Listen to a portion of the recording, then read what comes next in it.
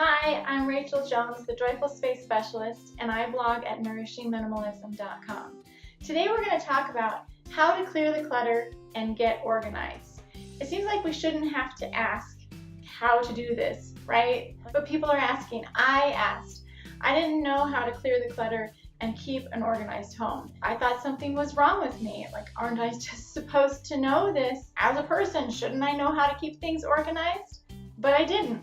Some people learn from their parents, some people learn from occupations, some people it just comes naturally.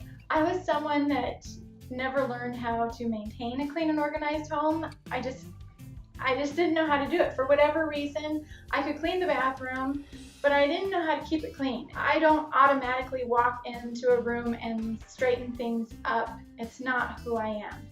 I didn't know how to handle daily messes or excess items, and let me tell you, organizing those excess items doesn't help, because then it changed from having overflowing cabinets to having a bunch of clear containers that were overflowing inside the cabinets. I still had that overflowing problem. If you need more organizational or storage items to hold all your stuff, then you have too much stuff and it doesn't stay organized.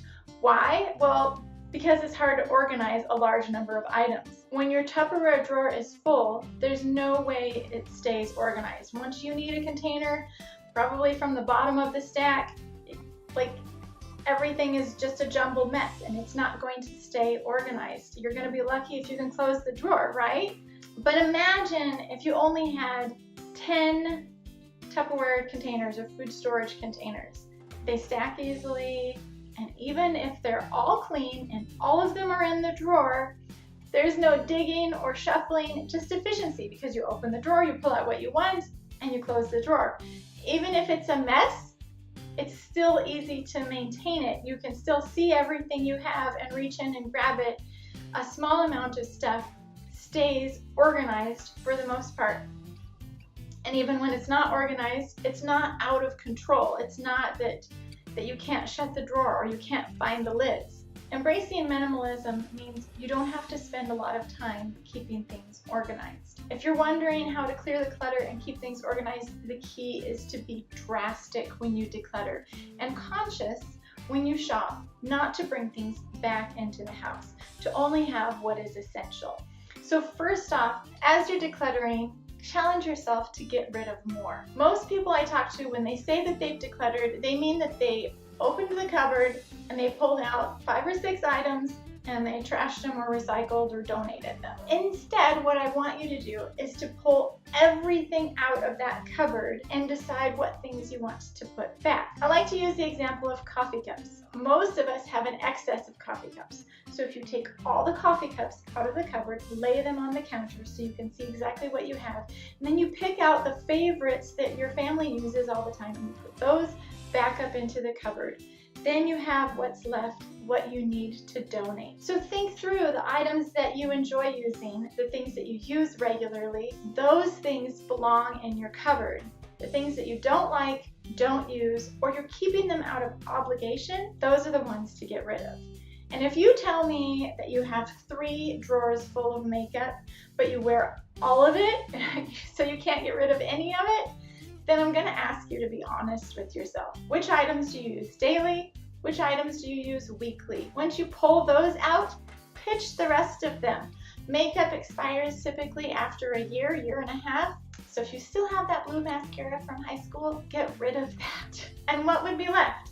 1 or 2 of each item, so that would be easy to organize. And when you've culled that much of your possessions, then you have permission to go get some cute organizer for it. This doesn't mean that you're buying tubs and you're going to label them like this is for eye makeup, this is for foundation or skin creams.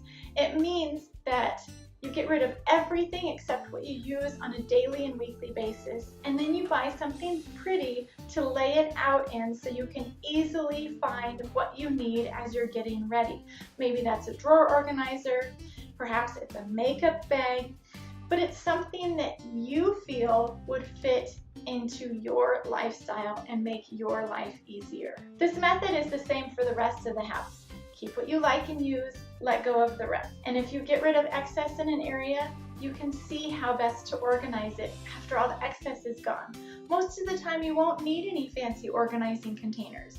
To divide up my kitchen drawers, in one of the drawers I have a basket from the dollar store. In another drawer I did purchase dividers from Amazon, but the rest of them don't have anything. They don't have any kind of dividers in them. When you only have one stack of plates, you don't need to buy the fancy shelves to stick inside the cupboards to hold more stacks of plates, because you only have that one stack. And when you only have one set of mixing bowls, they fit comfortably in the cupboard inside each other. The points to remember when you are ready to clear the clutter and organize your home is: pull out everything from one area or category.